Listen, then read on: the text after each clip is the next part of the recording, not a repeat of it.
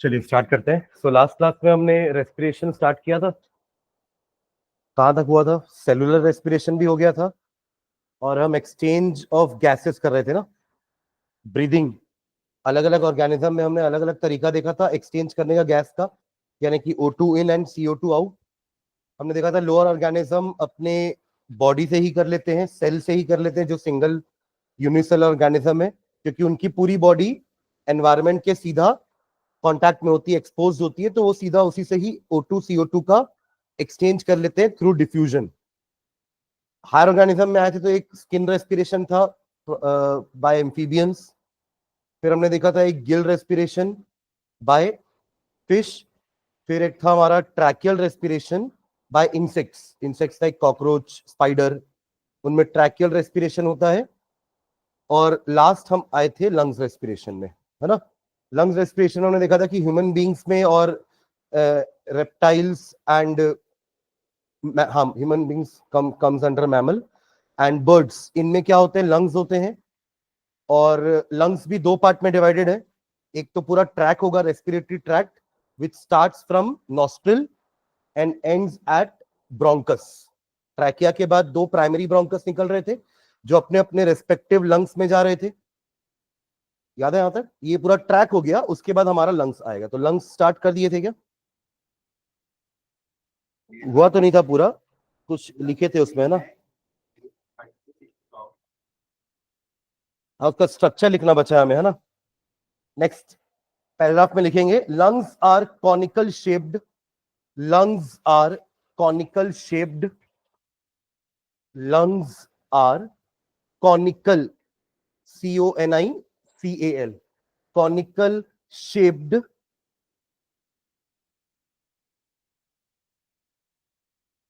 and lobulated, LOBULATED, lobulated।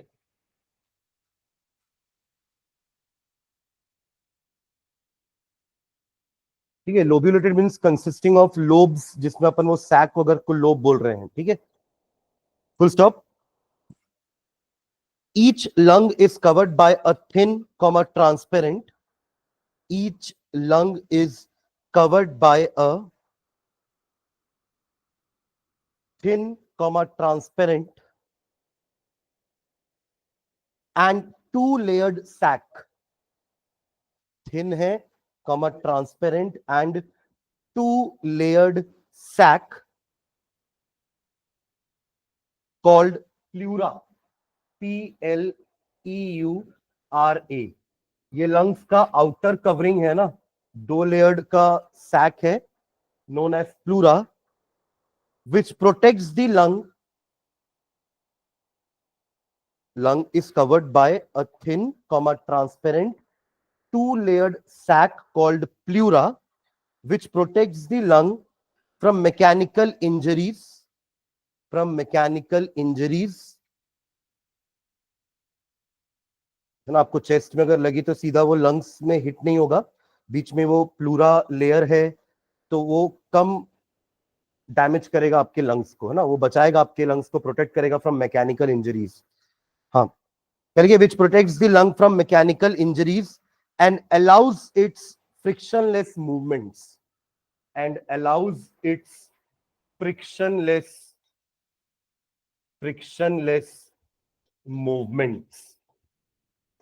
Frictionless less movements क्यों बोल रहे हैं? यहाँ पे जब अपन इनहेलेशन करेंगे और एक्सहेलेशन करेंगे तो लंग्स का मूवमेंट होता है। हमने बात की थी कि ribs move upward and outward inhalation के समय, और एक्सहेलेशन के समय क्या होगा? Inward and downward. तो यहाँ पे आपका लंग्स मूव करेगा, जब एयर इन और एयर आउट होगा तो लंग्स का मूवमेंट होगा, तो वो फ्रिक्शनलेस होना चाहिए।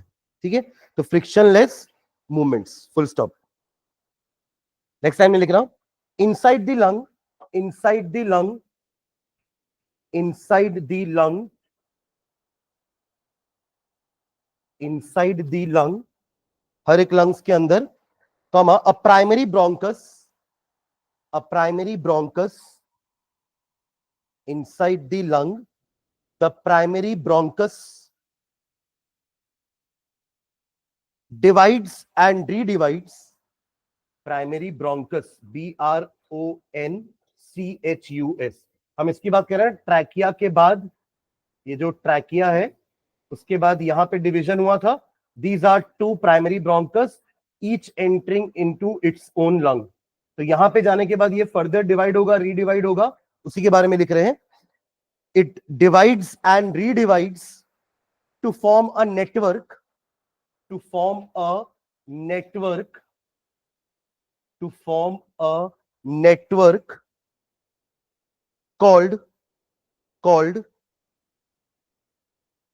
called bronchial intercom, BRONCHIAL intercom. ये जो नेटवर्क बन रहा है ना, इतना सारा, उसको अपन बोल रहे हैं ब्रोंकियल इंटरकॉम, जिसकी फाइनेस्ट ब्रांच मतलब जहां पे और डिवीजन नहीं होगा उसको कहेंगे ब्रोंकियोल्स, और उनके एंड्स में होते हैं एल्वियोलाई। ठीक है, तो उसके लिए भी एक लाइन लिखो, the finest branches of these network, the finest पतली ब्रांच, उससे ज्यादा और डिवीजन नहीं होगा, the finest branches of this network are called bronchioles। Spelling ध्यान से लिखेंगे, are called bronchioles and alveolar ducts,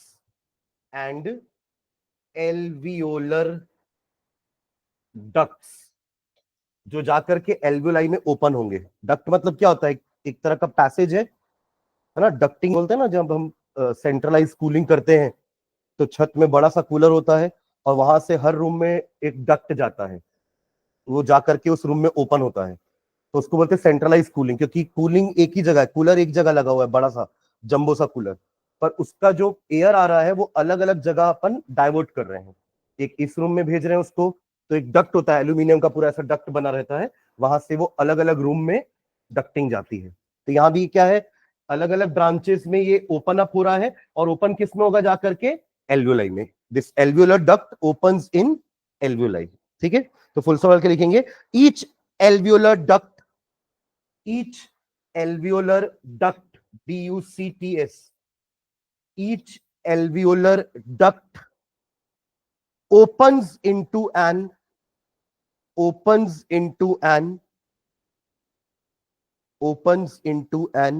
alveoli, alveoli।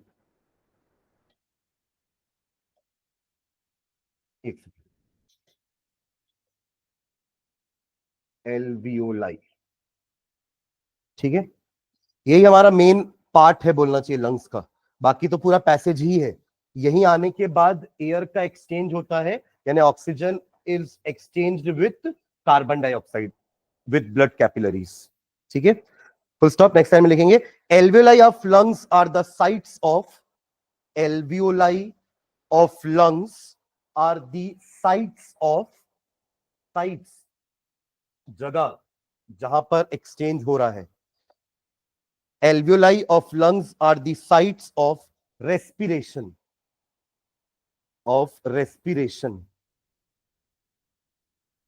alveoli of lungs are the sites of respiration, so are thin walled, thin walled होना जरूरी है ना, तभी तो gas का एक्सचेंज हो पाएगा। अगर ये लेयर मोटी होगी तो गैस कैसे एक्सचेंज कर पाएगी। आपको याद है हमने लिखा था कि जो स्किन से रेस्पायर कर रहे हैं उनकी भी स्किन थिन होती है, मॉइस्ट होती है, परमिएबल होती है, ताकि एयर इन एयर आउट कर सके। इन द सेम वे ये सैक का भी जो लेयर होगा ना वो बहुत पतला सा होगा, ये भी एपिथेलियल टिश्यू का ही होगा, है ना, पर वो सिंगल लेयर वाले एपिथेलियल टिश्यू होंगे। हमारे मल्टीलेयर एपिथेलियल टिश्यू भी होते हैं जिसको अपन स्ट्रैटिफाइड बोलते हैं, और सिंगल लेयर वाले भी होते हैं। समझ जाइएगा, जैसे स्किन में स्ट्रैटिफाइड एपिथेलियम है क्योंकि 3 लेयर है स्किन में एपिथेलियल टिश्यू की, बट कई जगह पर सिर्फ सिंगल लेयर है। ठीक है, ओके, तो क्या लिखे, sites of respiration, so are thin walled and vascular. Thin walled तो है, एंड साथ में वेस्कुलर का मतलब ये है कि यहां पर क्या होंगी, ब्लड वेसल्स होंगी, blood vessels are present here, जिनके थ्रू वो क्या करेंगे, गैस का एक्सचेंज करेंगे। ऐसा ही सेम वर्ड वेस्कुलर हमने इंटेस्टाइन में भी लिखा था, है ना। इंटेस्टाइन जो अपने स्मॉल इंटेस्टाइन पड़ी थी, वहां भी वेस्कुलर होना क्यों जरूरी है? क्योंकि वहां पे खाना एब्जॉर्ब कर रहा था। आपका ब्लड कैपिलरी आया था इंटेस्टाइन के पास, इंटेस्टाइन में पूरा डाइजेशन हो चुका था, तो जितना भी डाइजेस्टेड फूड है it is absorbed in the intestine. और एब्जॉर्प्शन का मतलब क्या है? ये ब्लड कैपिलरीज में खाना जाएगा। तो वहां पे भी वेस्कुलर वर्ड हमने यूज किया था कि इंटेस्टाइन्स वेस्कुलर होती हैं, मतलब वहां पे भी आपके क्या होंगे? ब्लड वेसल्स प्रेजेंट होंगे, कैपिलरीज प्रेजेंट होंगी। कैपिलरीज क्यों बोल रहे हैं अपन? Because capillaries are the thinnest blood vessels. Arteries होती हैं, वेन्स होती हैं, और थर्ड वन इज कैपिलरी। तीन टाइप की ब्लड वेसल है जिसमें हमारे बॉडी का ब्लड फ्लो करता है। एक पाथ है ना ब्लड फ्लो होने का, ऐसे कहीं भी फ्लो नहीं करेगा, फ्लो कर रहा है हर जगह, बट एक प्रॉपर पाथ में, एक प्रॉपर पैसेज में, जिसको अपन वेसल्स बोलते हैं। क्या बोलते हैं? Blood vessels. ठीक है, ओके। तो क्या लिखे? And vascular. ठीक है, चलो मैकेनिज्म लिखते हैं। ये तो इसका स्ट्रक्चर हो गया। मैकेनिज्म ऑफ ब्रीदिंग, जो मैंने आपको मूवमेंट कल लास्ट क्लास में कहा था कि रिब्स का कैसे मूवमेंट होता है, डायफ्राम कैसे मूव होता है। ठीक है, आप लोग जगह छोड़ देंगे डायग्राम बनाने के लिए ना? बनाएगा डायग्राम कोई? जगह छोड़ देंगे, डायग्राम बनाएंगे लंग्स का। जैसे इसके पहले एलिमेंट्री कैनाल का भी डायग्राम मैंने कहा था बनाने के लिए, वैसे ही लंग्स का डायग्राम बनाएंगे। ठीक है, तो डायफ्राम बेसिकली यहां पर होगा आपके लंग्स के नीचे, जो बाय डिफॉल्ट उसका शेप ऐसा रहता है, डोम शेप्ड, बट जब इसमें एयर भर जाएगी तो ये फ्लैट हो जाता है। तो आपके डायफ्राम का मूवमेंट ऐसा ही होता है, वो रिलैक्स और कॉन्ट्रैक्ट होता है, जिससे वो कर्व्ड या फ्लैट होता रहता है। ठीक है, आपके रिब्स का मूवमेंट कैसा होता है? During inhalation upward and outward, ऊपर भी आएगा और बाहर भी आएगा। एंड जब आप एक्सेल करोगे तो इनवर्ड एंड डाउनवर्ड, ये रिब्स का मूवमेंट होगा। और डायफ्राम का मूवमेंट भी अपन ने देख लिया कि जब एयर भरेगी तो ये फ्लैट हो जाएगा, और जब ये अंदर जाएगा तो ये दोनों लंग्स को पुश करेगा ताकि एयर आउट हो सके। एटमॉस्फेरिक प्रेशर से ज्यादा प्रेशर अगर अंदर होगा तो एयर बाहर आएगी, और एटमॉस्फेरिक प्रेशर से कम होगा अंदर प्रेशर तो एयर अंदर जाएगी। Ultimately air travels from high pressure region to low pressure region. ठीक है, चलिए इसमें लिखेंगे breathing is the process. Mechanism लिख रहे हैं अपन ब्रीदिंग का। Breathing is the process of inhaling of, breathing is the process of inhaling of, inhaling of क्या? एयर। ऑक्सीजन नहीं बोलेंगे ना, मैंने लास्ट क्लास में कहा था ना कि ऑक्सीजन बोलना गलत है, आप बोलिए एयर, पर वो एयर ऑक्सीजन से रिच होगी। और जब आप एक्सेल करोगे तो भी वो एयर ही है, but that is rich in carbon dioxide. ठीक है, तो inhaling of fresh air, inhaling of fresh air, and excelling of, and excelling, EXHALING, excelling of foul air, FOUL, foul air, with the help of two types of respiratory muscles, with the help of two types of, with the help of two types of respiratory muscles, two types of respiratory muscle, hyphen डाल के दोनों का नाम लिखेगा। एक लिखेंगे rib oblique chest muscle, and second लिखेंगे diaphragm, and diaphragm. ये दो मसल्स का मूवमेंट इन्वॉल्व होता है when we breathe in and breathe out. क्या क्या लिखा मैंने? रिब्स और चेस्ट मसल। भले वो रिब्स बोन है, बट बोन्स का मूवमेंट बिना मसल्स के नहीं हो सकता, समझ रहे हैं क्या? आपके हाथ में भी बोन्स हैं, बट वो बोन्स मसल से कनेक्टेड होती हैं। कौन कनेक्ट करता है बोन को मसल से? नहीं, वो बोन को बोन से करता है टेंडन। टेंडन एक टिश्यू था हमारा, याद आ रहा है नाम? हाँ, पहली बार सुन रहे हैं टेंडन? आप लोग नाइन्थ क्लास में कनेक्टिव टिश्यू पढ़ते थे। कनेक्टिव टिश्यू में एक कनेक्टिव टिश्यू प्रॉपर होता था, जिसमें चार टाइप के कनेक्टिव टिश्यू पढ़ते थे। एक था एरियोलर, एक था adipose, tendon and ligament. Bone cartilage hard वाले में आएंगे, ये सॉफ्ट वाले थे। बोन कार्टिलेज हार्ड वाले थे, और लिक्विड वाले ब्लड एंड लिम्फ।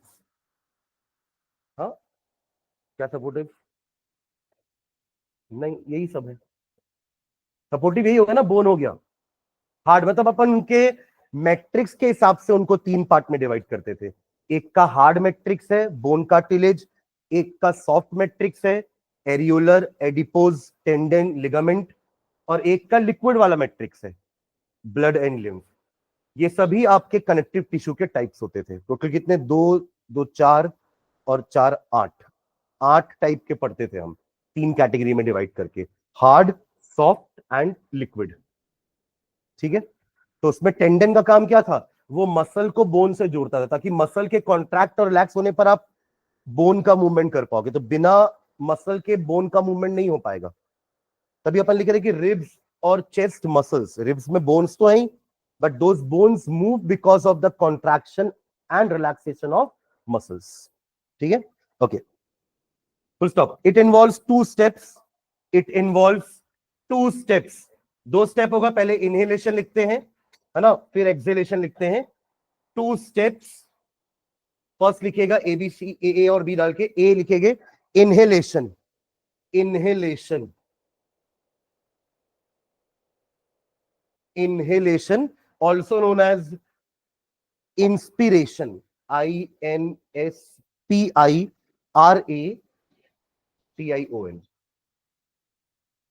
inhalation और inspiration इसमें लिखेंगे। It is a process of intaking of fresh air. It is the process of, it is the process of inhaling of fresh air, inhaling of fresh air into the lung alveoli. किसमें जा रही है वो fresh air? Ultimately in the lung alveoli. Last point तो वही है, into the lungs alveoli, into the lungs alveoli, full stop. It involves, अब ये होता कैसे, कैसे एयर इन जाती है?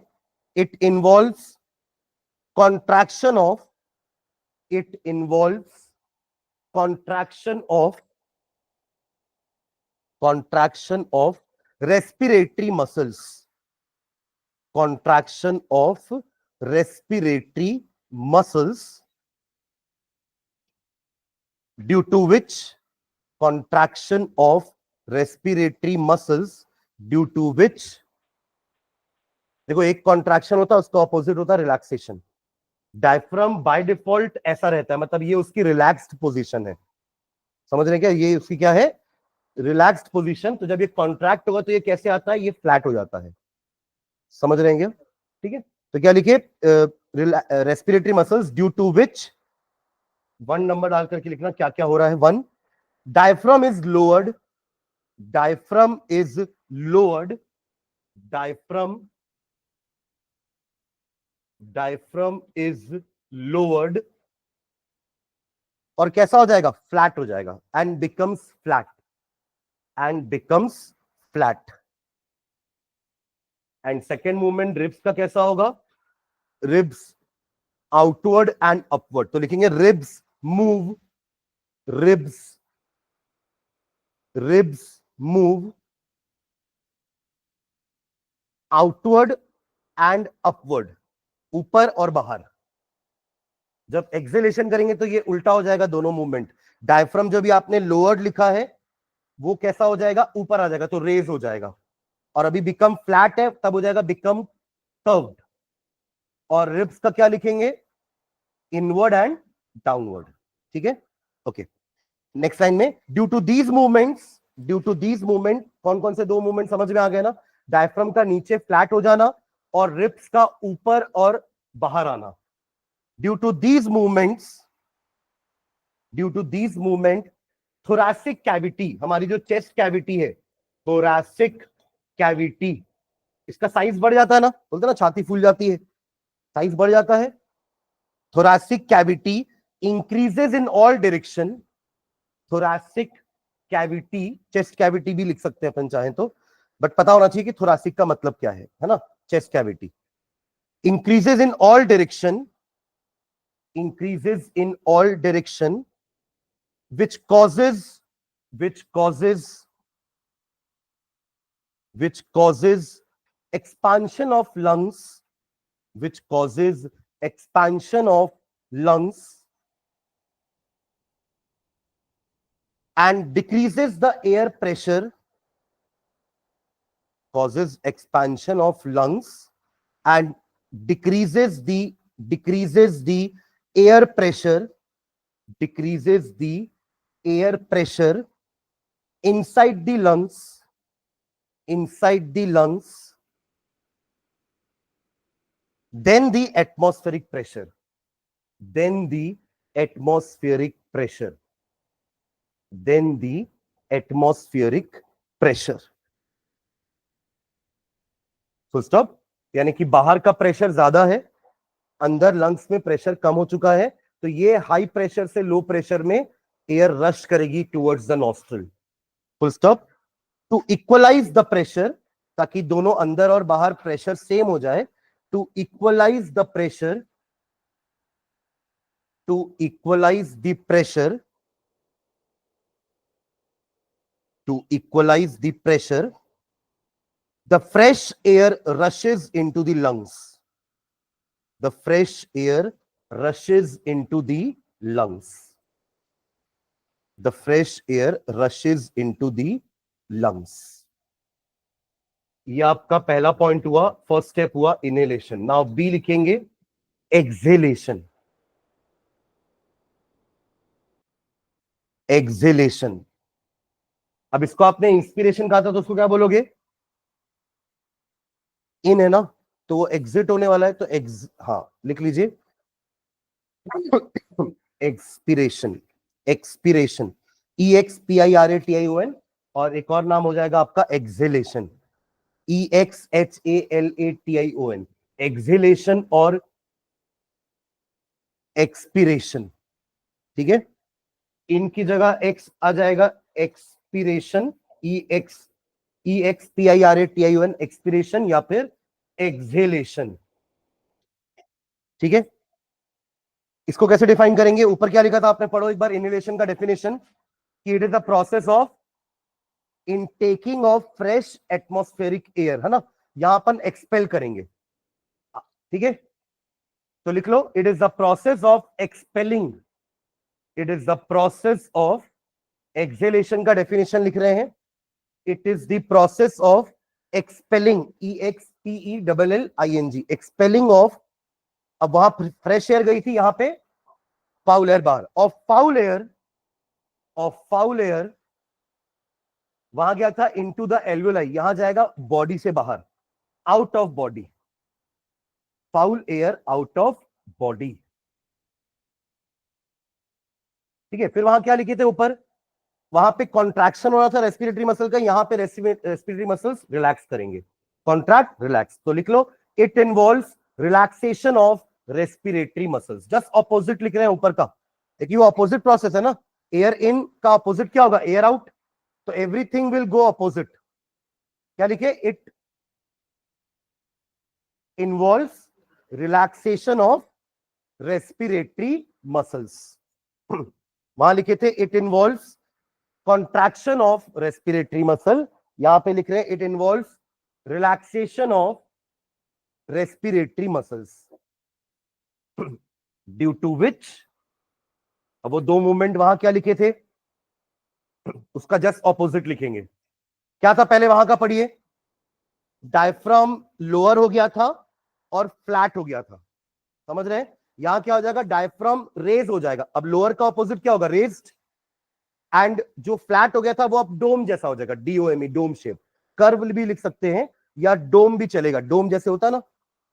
तो क्या लिख रहे हैं? Diaphragm is raised, first point था, due to which, first point, diaphragm is lowered की जगह raised and becomes dome shaped या becomes curved, becomes dome shaped.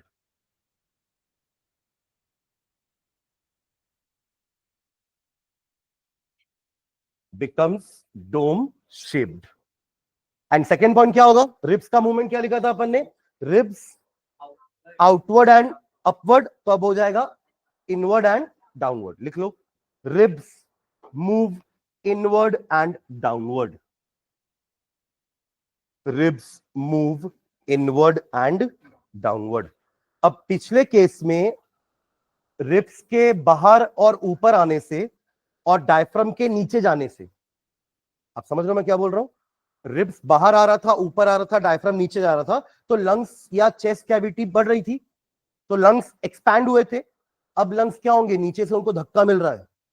Diaphragm अगर ऊपर आ रहा है तो वो आकर के नीचे से लंग्स को दबा रहा है, प्लस रिब्स भी अंदर जा रही हैं, तो ये भी तो लंग्स को पिचका देंगी ना। तो उससे क्या होगा? अब लंग्स के अंदर एयर प्रेशर ज्यादा हो जाएगा एटमॉस्फेरिक प्रेशर से।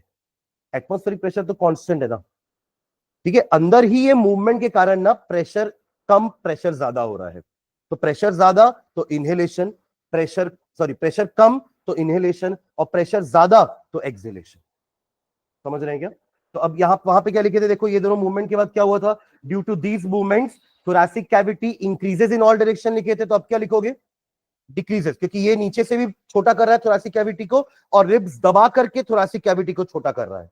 पहले दोनों नीचे और आगे आकर के थोरैसिक कैविटी को बढ़ा रहे थे इन ऑल डायरेक्शन, अब थोरैसिक कैविटी चारों तरफ से छोटी हो रही है, डिक्रीज हो रही है। तो क्या लिखेंगे? ड्यू टू दीज मूवमेंट्स, पिछले वाले को फॉलो करते हुए चलो, जो लास्ट अपन ने इनहेलेशन में लिखा है, due to these movements the thoracic cavity decreases in all directions. नीचे से डायफ्राम भी धक्का दे रहा है ऊपर, और रिब्स भी अंदर आ रही है, तो उनको पुश मिल रहा है रिब्स से लंग्स को। Due to these movements thoracic cavity decreases in all directions.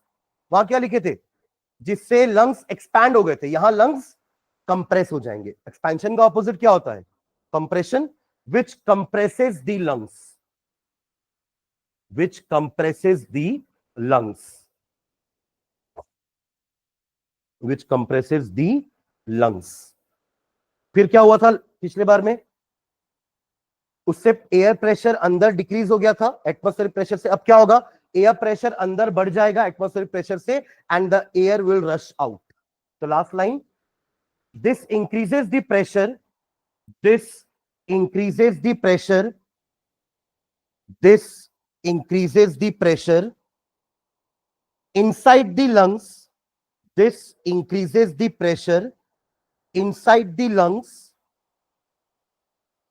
then the atmospheric pressure, then the atmospheric pressure, this increases the pressure inside the lungs, then the atmospheric pressure,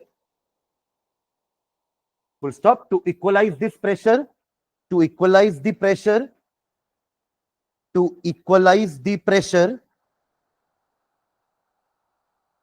to equalize the pressure, the foul air rushes out. वहां पे fresh air rushes in था, यहां the foul air rushes out of the lungs, rushes out of the lungs, rushes out of the lungs। समझ गया क्या? तो ये आपका पूरा ब्रीदिंग का मैकेनिज्म हो गया कि ये दो मसल्स इन्वॉल्व रहते हैं, रिब्स या चेस्ट मसल बोल लो, and the most important is diaphragm, है ना। डायफ्राम के भी ऊपर नीचे होने से इनहेलेशन एक्सहेलेशन हो रहा है। ये आप लोग क्लास 8 में भी पढ़े हो, रेस्पिरेटरी सिस्टम, लंग्स, है ना। वहां पे आप लोग एक मॉडल भी पढ़ते थे एक एक्टिविटी में, कि आप एक बॉटल ले लो, बॉटल के नीचे को कट कर दो, और वहां पर एक लगा दो रबर का, आप बलून लेकर के फाड़ लो, और उसको एक रबर प्लेट बनानी है एक्चुअली में, जो डायफ्राम की तरह बिहेव करेगी। फिर उसके माउथ में आप एक पाइप इंसर्ट करके, उस पाइप को भी, मतलब स्ट्रॉ में दो एंड रहेंगे, और दोनों एंड में एक एक बलून लगा रहेगा। वो बलून शो कर रहा है क्या? लंग्स। इमेजिन कर पा रहे हैं क्या बोल रहा हूं मैं?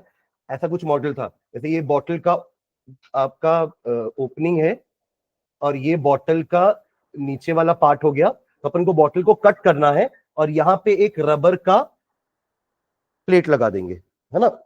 और यहां पर आप जो स्ट्रॉ डाल रहे हो, उसके दो एंड रहेंगे, और दोनों एंड में एक एक क्या रहेगा? बलून। ठीक है। अब आप इस डायफ्राम को ऊपर और नीचे खींच करके, जैसे अगर आप डायफ्राम को नीचे खींचोगे ना, तो इससे बलून फुल जाएगा, बिकॉज एटमॉस्फेरिक प्रेशर ज्यादा रहेगा, तो उसके कारण एयर रश करेगी अंदर, जिससे दोनों बलून के अंदर एयर जाएगी और बलून फुल जाएगा, जस्ट लाइक जो भी अपन ने लिखा। फिर जब आप डायफ्राम को अंदर की तरफ पुश करोगे ना, रबर है तो अंदर भी पुश हो जाएगा और बाहर पुल भी हो जाएगा। आप उसको ऐसे पकड़ के नीचे भी खींच सकते हो और ऐसा धक्का दे करके अंदर भी कर सकते हो। तो आप अंदर करोगे तो क्या लगेगा, प्रेशर लगेगा लंग्स के ऊपर, वो बलून के ऊपर, और ये दोनों बलून श्रिंक हो जाएंगे। पहले ये स्वेल हो रहे थे, डायफ्राम को नीचे खींचो, डायफ्राम, ये डायफ्राम की तरह बिहेव कर रहा है ये वाला पार्ट, आप इसको नीचे खींचो, दोनों बलून में एयर भर जाएगी, और इसको आप अंदर करो, दोनों बलून से एयर बाहर हो जाएगी थ्रू दिस पाइप। तो ये हमारा नॉस्ट्रिल है, ये हमारा ट्रैकिया, ये प्राइमरी ब्रोंकस, ये लंग्स, ये डायफ्राम। समझ रहे क्या? तो इस एक्टिविटी से हम प्रूव करते थे कि कैसे इनहेलेशन और एक्सहेलेशन हो रहा है। ठीक है, चलिए नोट में एक पॉइंट लिखेगा, नोट करके नोट, ये जो ऑक्सीजन हमने ले लिया, ये क्यों लिया है ना अंदर, उसका काम होगा ना, क्या काम है इस ऑक्सीजन का अंदर जाकर के? हाँ, ऐसे घूमने के अंदर, बाहर मजा नहीं आ रहा था, बोर हो रहा था, तो अंदर चलते हैं, देख के आते हैं इसकी बॉडी में क्या क्या है। अरे क्यों गया ऑक्सीजन अंदर?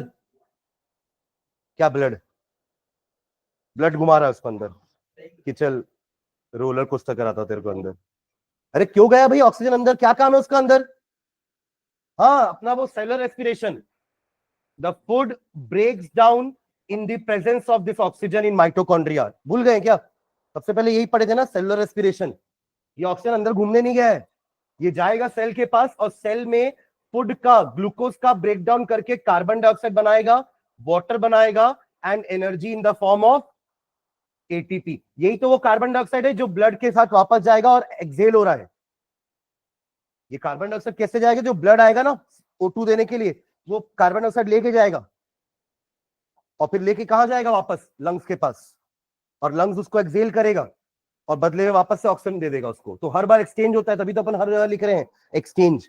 तो ब्लड जब भी आएगा ऑक्सीजन देने सेल के पास, तो खाली हाथ वापस नहीं जाएगा, उससे CO2 लेके जाएगा, और जब जाएगा लंग्स के पास O2 लेने, तो CO2 दे के आएगा, O2 लेकर आएगा और CO2 दे के आएगा।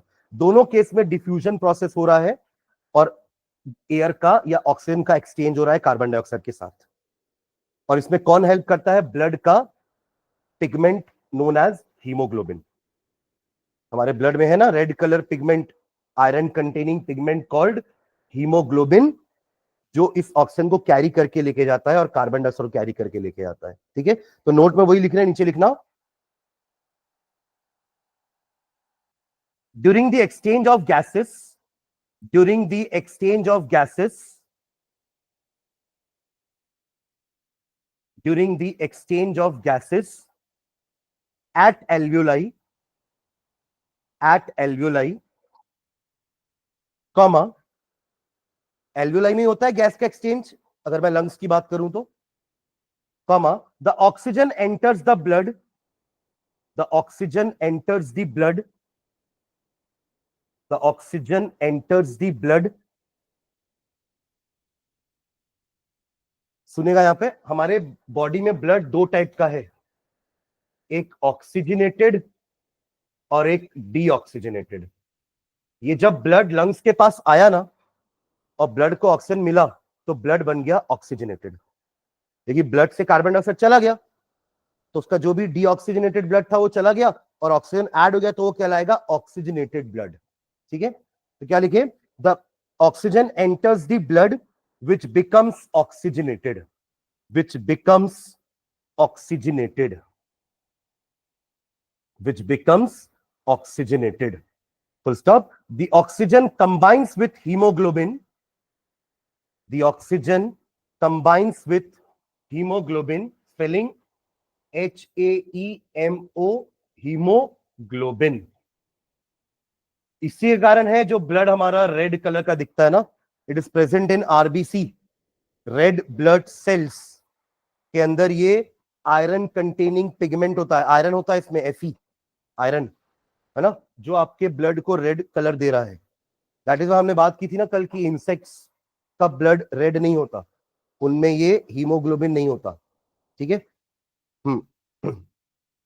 ओके, क्या लिखे? Oxygen combines with haemoglobin of RBCs apostrophe S to form oxyhemoglobin. To form oxyhemoglobin. ये बन के जाता है हीमोग्लोबिन. ऑक्सीजन कैरी करके लेके जा रहा है तो कंपाउंड बन गया एक oxyhemoglobin. Full stop. So hemoglobin is called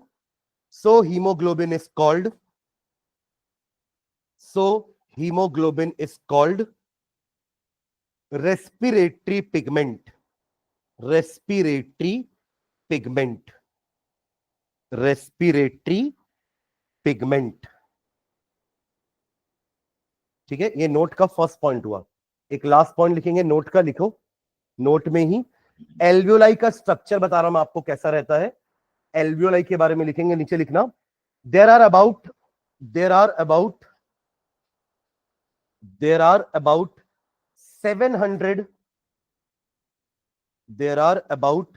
700 million alveoli. 700 million alveoli. L V O E के बाद ओ आएगा.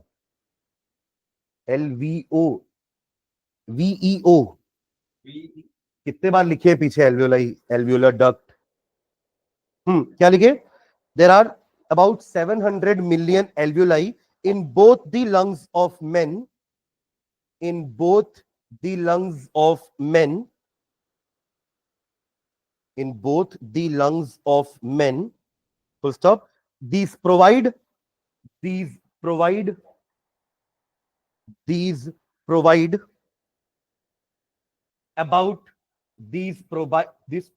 about 100 square meter. 100 square meter. क्या होता है 100 स्क्वायर मीटर का मतलब? What do you mean by 100 square meter area? ये 100 स्क्वायर मीटर है. कैसे डिफाइन करोगे 100 स्क्वायर मीटर एरिया को? हाँ, जिसका हाँ कर रहे, ठीक है. नहीं तो आप कैसे एरिया फाइंड कैसे करोगे? मतलब मैंने बोल दिया कि हाँ ये 100 स्क्वायर मीटर है, तो आप डिटरमाइन कैसे करोगे? मैं बोल दिया, मान लोगे? मैं बोल दिया ये है 100 स्क्वायर मीटर, मान लोगे? खरीद लोगे इतना 100 स्क्वायर मीटर एरिया? कुछ नापने का तरीका होगा ना कि how you will measure this area. आप लोग मैथ्स में एरिया क्यों पढ़ते हो भाई? हाँ, ताकि जमीन लेते वक्त आपको कोई बेवकूफ ना बना दे, आप एरिया निकाल सको. आपको बोल दिया भैया ये 100 स्क्वायर फीट 100 स्क्वायर मीटर का एरिया है, तो आप क्या करोगे? टेप लेके मेजर करना कि क्या वो स्क्वायर का लेंथ 10 मीटर है कि नहीं. तभी तो होगा ना 100 स्क्वायर मीटर. अरे स्क्वायर का एरिया क्या होता है? साइड का स्क्वायर होता है ना 10 इंटू 10. मतलब इतने एरिया को आप 100 स्क्वायर मीटर एरिया बोलते हो, जहां आपका चारों साइड स्क्वायर का 10 मीटर होगा. स्क्वायर है तो चारों साइड बराबर ही होगा, तो साइड की लेंथ कितनी होनी चाहिए? 10 मीटर्स. मतलब आप 100 स्क्वायर मीटर को कैसे बोलोगे कि it is a square of side 10 meter. Yes और no? It is a square of side 10 meters. तो इतनी जगह 1 मीटर लगभग इतना होता है, तो आप सोचिए 10 मीटर तक जाएगा. समझिए ये रूम से बड़ा हो जाएगा. ये रूम से बड़ा अगर आप सारे एल्वेओलाई को ऐसे खोलोगे ना, एक एक एल्वेओलाई को पकड़ो. कितने एल्वेओलाई? 700, about 700 million alveoli. एक एक एल्वेओलाई को आप ओपन करके फैलाओ तो वो इस रूम से ज्यादा जगह ले लेगा. फ्लोर में रखोगे एक एक करके. तो समझ रहे मेरी बात? तो इतना एरिया ऑफ एब्जॉर्प्शन मिलता है, सरफेस एरिया मिलता है, ताकि एयर का एक्सचेंज हो सके. ठीक है, तो क्या लिखे? Which provide about 100 square metre surface area of respiration. 100 square metre surface area of respiration. 100 square meter area of respiration, which is about 50 times more than that of our skin. Which is about 50 times more than that of skin. 50 times, 50 Guna, 50 times more than that of our skin. इसका मतलब क्या हुआ? Body की पूरी skin निकाल ली जाए, उसको बिछाओगे ना तो उससे 50 टाइम्स एरिया एल्वियोलाई कवर कर रहा होगा। समझ रहे मैं क्या बोल रहा हूं? भले छोटे छोटे सैक है बट उनका नंबर बहुत ज्यादा है, जिसके कारण उनका सरफेस एरिया बहुत ज्यादा है, ताकि आप ज्यादा से ज्यादा ऑक्सीजन एक्सचेंज कर सको। ठीक है, एक नोट और लिखो। देखो, residual volume, residual volume, residual volume. देखो, ये वर्ड रेसिड्यू मतलब क्या होता है पहले समझना, फिर अपन रेसिडुअल वॉल्यूम बोलेंगे। रेसिड्यू मतलब ना, पहली बार हमने रेसिड्यू सुना था जब आप 9th क्लास में फिल्ट्रेशन पढ़ते थे। जैसे आप चाय बनाते हो ना, चाय को छानते हो, उस प्रोसेस को फिल्ट्रेशन बोलते हैं। चाय छानोगे ना, चाय पत्ती अलग करने के लिए, चाय अलग करने के लिए, तो जो छन्नी से आपने चाय छानी, तो छन्नी के ऊपर जो चाय रह गई ना, उसको कहते हैं रेसिड्यू। यानी कि वो काम का नहीं है रेसिड्यू, कि वो काम का है हमारे, नहीं होता ना वो हमारे काम का। नीचे चाय इंपॉर्टेंट है, ऊपर का क्या है, रेसिड्यू, नीचे कहलाता है फिल्ट्रेट। समझ रहे ये वर्ड्स? जो नीचे फिल्टर होके आ गया उसको क्या बोलते थे, फिल्ट्रेट, और जो ऊपर रह गया वो कहलाता है रेसिड्यू, यानी कि बचा हुआ। तो यहां पे रेसिडुअल वॉल्यूम का मतलब होता है, आप जब एक बार इनहेल करके फुल एक्सहेल कर देते हो ना, तब भी some air is still there in your lungs. पूरा कंप्लीट लंग्स खाली नहीं हो जाता आपके एक्सहेलेशन करने से। There is some air which is left inside the lungs after exhalation also. आप समझ रहे मैं क्या बोल रहा हूं? आपने जैसे पूरा सांस छोड़ दिया, तो भी आपके लंग्स के अंदर कुछ एयर बची रहेगी। उसी वॉल्यूम ऑफ एयर को हम क्या बोलते हैं, रेसिडुअल, बचा हुआ वॉल्यूम, बचा हुआ चाय पत्ती, रेसिड्यू। तो वहां से आया है residual word. Am I clear? तो लिखो आइफन डाल के, it is the volume of air left, it is the volume of air left inside the lungs, it is the volume of air left inside the lungs, it is the volume of air left inside the lungs after exhalation, after exhalation।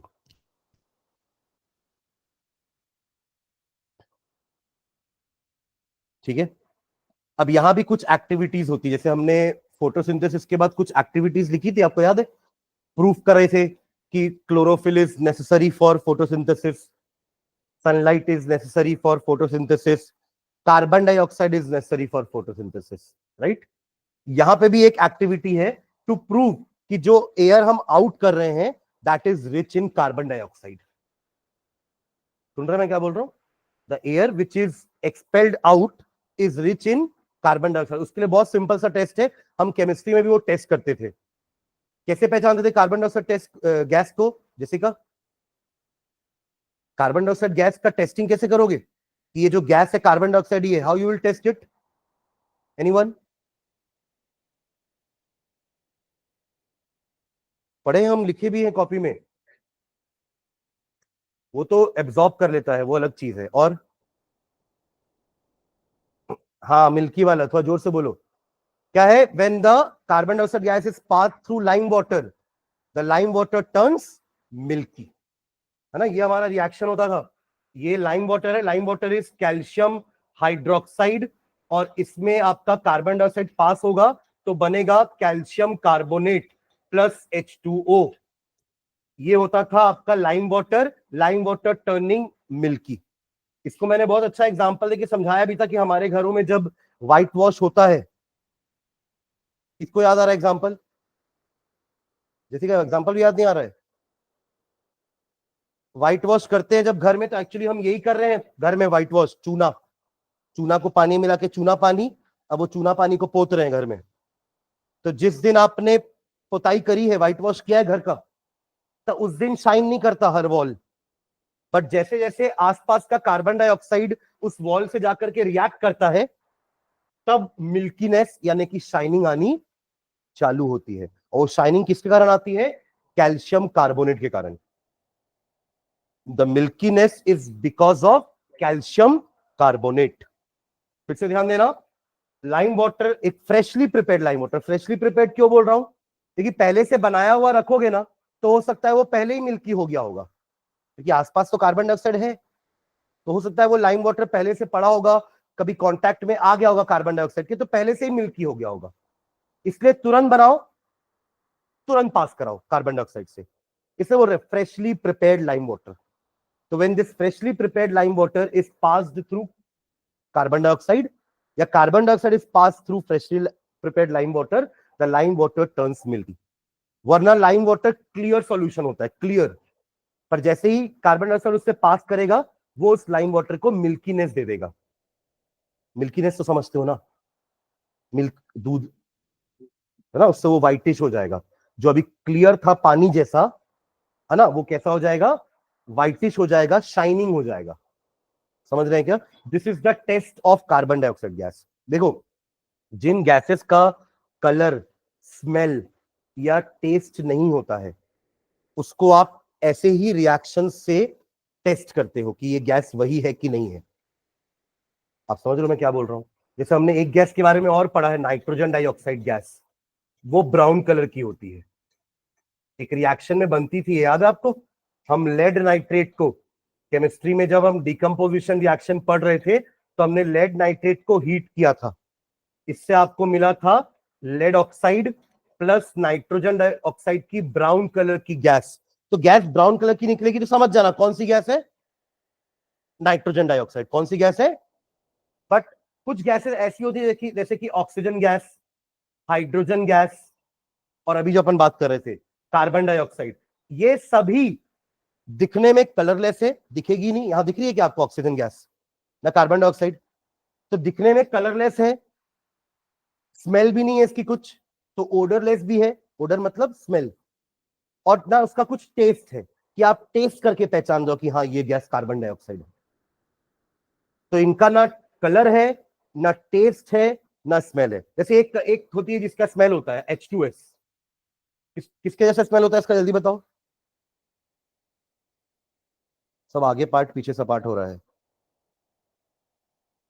इसका smell होता है रॉटन egg जैसा, रॉटन egg, सड़े हुए अंडे जैसा, ऐसा उसका स्मेल होगा. तो आप पहचान जाओगे हाँ हाइड्रोजन सल्फाइड गैस है.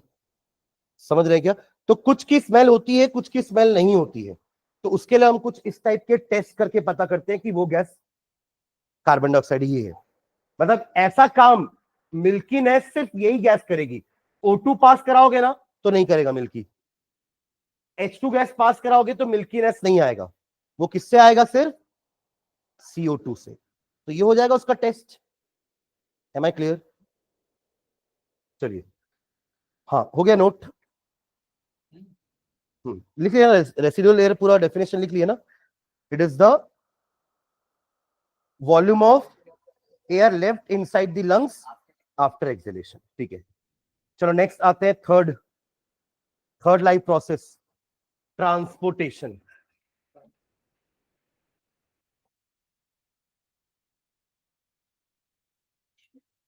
ट्रांसपोर्टेशन अपन इसमें प्लांट्स का रेस्पिरेशन नहीं पढ़ रहे क्योंकि वो अपन पहले ही पढ़ चुके हैं. स्टोमेटा से होता है वो, अपन एयर स्टोमेटा का ओपनिंग क्लोजिंग लिखे थे ना, कि स्टोमेटा में एयर वाटर भर के ओपन होता है, तो ओपन जब क्लोज होता है तब उसमें एयर एक्सचेंज होती है. तो वही उसका रेस्पिरेशन है प्लांट्स का. वहां और कोई मैकेनिज्म नहीं है प्लांट्स में रेस्पिरेशन करने का और कोई मैकेनिज्म नहीं है. दे रेस्पायर थ्रू स्टोमेटा. ठीक है, हाँ चलिए. ट्रांसपोर्टेशन इसमें पहले लिखेंगे, ट्रांसपोर्टेशन इन एनिमल्स. ट्रांसपोर्टेशन इन एनिमल्स. ठीक है, तो तीन तीन मेन पार्ट्स इन्वॉल्व होते हैं हमारे ट्रांसपोर्टेशन में. तीन मेन पार्ट्स जिनके बिना ट्रांसपोर्टेशन नहीं हो पाएगा. जैसे आप अगर ट्रांसपोर्टेशन यूज करते हो शहर का, लेट से आप सिटी बस यूज कर रहे हो, सिटी बस चलती है ना रायपुर में, तो वो अगर आप यूज करो तो वहां पे तीन चीजें जरूरी हैं अगर आपको ट्रैवल करना है. एक तो बस होनी चाहिए, दूसरा बस कहाँ चलेगी, तो रोड होनी चाहिए. क्या हो गया, ऐसे वाली क्या बात है उसमें, हवा में चलेगी क्या बस? और तीसरा क्या इंपॉर्टेंट है, फ्यूल तो है ही. चलो आप लोग ने एक नया चीज दे दिया मेरे को. मान लो उसमें बस में फ्यूल भरा हुआ है, अपने आप थोड़ा चलेगी, ड्राइवर चाहिए ना. तो 3 चीज चाहिए मेन, एक तो बस चाहिए, दूसरा आपको रोड चाहिए, और तीसरा ड्राइवर चाहिए। इन द सेम वे यहां भी ट्रांसपोर्टेशन में हमें 3 चीजें चाहिए। बस का काम करेगा आपका ब्लड, जिसमें बैठ के जा रहा है न्यूट्रिएंट्स, जिसमें बैठ के जा रहा है ऑक्सीजन, जिसमें बैठ के आ रहा है कार्बन डाइऑक्साइड। दूसरा, वो ब्लड किस में ट्रैवल कर रहा है? वेसल्स। तो यहां पे रोड का काम कौन कर रहा है? Vessels. Arteries, veins and capillaries. ठीक है। And third, driver, heart. ये हार्ट है जो पूरे ट्रांसपोर्टेशन को कंट्रोल कर रहा है बाय पंपिंग। वो पंप कर रहा है जिससे ब्लड हार्ट से बाहर जा रहा है। वो मतलब रिलैक्स और कॉन्ट्रैक्ट बोलना चाहिए अपन को। जब भी मसल का नाम आएगा ना, कॉन्ट्रैक्ट रिलैक्स वर्ड आना चाहिए, क्योंकि मसल्स यही करते हैं। मसल्स कॉन्ट्रैक्ट, कॉन्ट्रैक्ट मतलब पिचकना, और रिलैक्स मतलब खुल जाना, समझ लो उसका ऑपोजिट। ठीक है। तो वो हो गया हमारा हार्ट, जो कि एक तरह का पंपिंग ऑर्गन है और कुछ नहीं है। क्या है? Pumping organ. पंप होकर के ब्लड को बॉडी पार्ट तक पहुंचा रहा है, प्लस बॉडी पार्ट से ले भी रहा है। क्लियर है तीनों पार्ट? ठीक है। ओके, लिखिएगा इसमें। अच्छा, ये जरूरी क्यों है ट्रांसपोर्टेशन? ये 3 मेन पार्ट तो समझ में आ गया, बट ट्रांसपोर्टेशन रिक्वायर्ड क्यों है बॉडी में? एक्सचेंज ऑफ गैसेस तो हो चुका है, सेल्स तक चीजें पहुंचानी है। आपने जितना भी खाना खाया इंटेस्टाइन तक गया, जितना भी ऑक्सीजन लिया एल्वियोलाई तक गया। अब क्या? सिर्फ आपके लंग्स तक थोड़ा जाना था एयर को। Air should go into each and every cell, nutrients should go to each and every cell, and since our body is so complex and big कि आपको एक ट्रांसपोर्टेशन सिस्टम चाहिए ताकि आप उस न्यूट्रिएंट्स को और ऑक्सीजन को हर एक सेल तक पहुंचा सको। समझ रहे हैं क्या बोल रहा हूं मैं? That is why transportation is needed in our body. कुछ जो लोअर ऑर्गेनिज्म होते हैं, अब क्या लगता है अमीबा को ट्रांसपोर्टेशन की जरूरत ही नहीं है? उसका एक सेल ही तो उसका बॉडी कहां भेजेगा? जो है सब वहीं पर है, उसको कहीं भेजने की जरूरत ही नहीं है, तो उसको ट्रांसपोर्टेशन सिस्टम की जरूरत नहीं है। प्लांट्स में यही ट्रांसपोर्टेशन सिस्टम कौन करता है? हाँ हाँ, जाइलम एंड फ्लोएम। कौन करता है? जाइलम एंड, किसी ने स्टेम बोला था क्या? मैं सुना ऐसा, किसी ने स्टेम बोला। तो स्टेम के अंदर क्या है? जाइलम फ्लोएम है। तो मेन काम तो जाइलम फ्लोएम का है ना। They are conductive tissue, vascular tissue भी बोलते थे, है ना। कॉम्प्लेक्स टिश्यू होते हैं जाइलम एंड फ्लोएम। एक वाटर और मिनरल का ट्रांसपोर्टेशन हैंडल करेगा कौन? जाइलम। वाटर एंड मिनरल का ट्रांसपोर्टेशन के लिए रिस्पॉन्सिबल कौन है? जाइलम। और फूड का फ्लोएम। तो ये प्लांट का ट्रांसपोर्टेशन सिस्टम हो गया। देखिए, उनको पानी पहुंचाना है हर जगह तक। पानी आप कहां डालते हो? रूट्स में, सॉइल में, नीचे। सॉइल के डायरेक्ट कांटेक्ट में तो रूट ही है बस, ऊपर की पत्ती को पानी कैसे मिलेगा? तो वहां भी ट्रांसपोर्टेशन सिस्टम की जरूरत है। पर जो एल्गे होते हैं ना, एल्गे, एल्गे भी तो आपके मतलब ये प्लांट्स की कैटेगरी में डाल सकते हो आप, है ना। तो उस केस में एल्गे छोटे छोटे होते हैं, तो उनको ट्रांसपोर्टेशन सिस्टम की जरूरत नहीं है, तो उनके पास जाइलम फ्लोएम नहीं होता। पर जो बड़ी बड़ी प्लांट्स हैं, ट्रीज हैं, उनके पास जाइलम फ्लोएम होना जरूरी है ट्रांसपोर्टेशन के लिए। ठीक है। तो नीचे लिख लेंगे क्या हेडिंग डालेंगे? ट्रांसपोर्टेशन इन एनिमल्स। ठीक है। हाँ, इसमें नीचे लिखना ट्रांसपोर्टेशन इन एनिमल्स में। इन lower organisms, in lower organisms, in lower organisms, since every cell of body, since every cell of body in lower organisms, since every cell of body is in direct contact with surrounding, is in direct contact with surrounding, is in direct contact with surrounding, comma, there is no need of circulatory system. इसको circulatory system भी बोलते हैं transportation system को. There is no need of circulatory system. Circulatory system की जरूरत ही नहीं है क्योंकि कोई चीज ट्रांसपोर्ट करना ही नहीं पड़ेगा. हर सेल को डायरेक्टली जो चीज चाहिए वो मिल रही है सराउंडिंग से, तो they don't have to depend on transportation system. But हमारे सेल को तो डिपेंडेंस रखना पड़ेगा क्योंकि जो भी ऑक्सीजन आया वो कहां तक गया है, एल्वियोलाई तक ही गया है. हर सेल तक पहुंचाने के लिए हमें ट्रांसपोर्टेशन सिस्टम चाहिए. ठीक है, full stop. But in higher multicellular organisms, but in higher multicellular organisms, but in higher multicellular organisms, there is no direct supply. There is no direct supply. There is no direct supply of the useful material, of the useful material. अच्छा, हम इतने देर से सिर्फ nutrient और oxygen की बात कर रहे हैं कि पहुंचाना जरूरी है हर पार्ट तक. हर पार्ट से वेस्ट भी तो लेना जरूरी है. जो भी सेल वेस्ट क्रिएट कर रहे होंगे उनसे वेस्ट भी तो लेकर के जाओगे ना किडनी के पास फिल्टर होने के लिए. तो यहां भी ट्रांसपोर्टेशन सिस्टम की जरूरत है क्योंकि हर कोई ऑर्गन तो किडनी के साथ डायरेक्टली कनेक्टेड नहीं है. तो जो भी सेल इंप्योरिटी बना रहे होंगे या इंप्योरिटी बन रही होगी वो सेल क्या करेंगे, CO2 के साथ साथ इंप्योरिटी भी ब्लड को दे देंगे. फिर ये ब्लड जाएगा आपके किडनी के पास प्यूरिफाई होने के लिए और वहां क्या बन जाएगा, यूरिन. वो हमारा फोर्थ लाइफ प्रोसेस है, एक्सक्रीशन. क्या है वो, excretion. Urinary system of main, जहां पे किडनी है, यूरेटर है, यूरेथ्रा है, ब्लैडर है, which is for expelling of nitrogenous waste. एक टाइप का वेस्ट तो हम ऑलरेडी एक्सपेल कर चुके थे, किसमें, न्यूट्रिशन में, through anus. That was solid waste. क्या नाम था उस वेस्ट का, पीसेस. Very good. क्या नाम था, पीसेस. वो सॉलिड वेस्ट हो गया. बट लिक्विड वेस्ट जो ब्लड लेकर आ रहा है, जिसको अपन नाइट्रोजीनियस वेस्ट बोलते हैं, जैसे कि अमोनिया, यूरिया. आपके यूरिन से जो स्मेल आती है वो किसकी होती है, यूरिया की होती है. तो वो भी सब टॉक्सिक सब्सटेंसेस हैं. आपकी बॉडी में ज्यादा देर तक एक्यूमुलेट रहेंगे तो it can lead to death also. That is why we need to expel it out. तो ब्लड ही है जो उनको भी लेकर जाएगा. तो ब्लड का काम सिर्फ यूजफुल मटेरियल का एक्सचेंज नहीं है, वेस्ट को भी वो लेकर जा रहा है, ट्रांसपोर्ट कर रहा है from every part to kidney. Purification, filtration.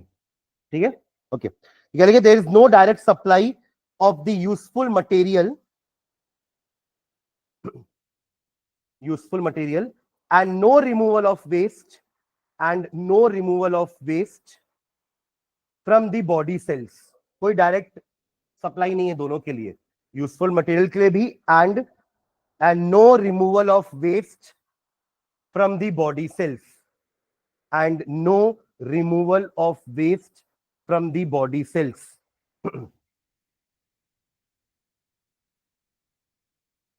Materials के बाद ना टू लिख लेना, टू, मटेरियल्स टू.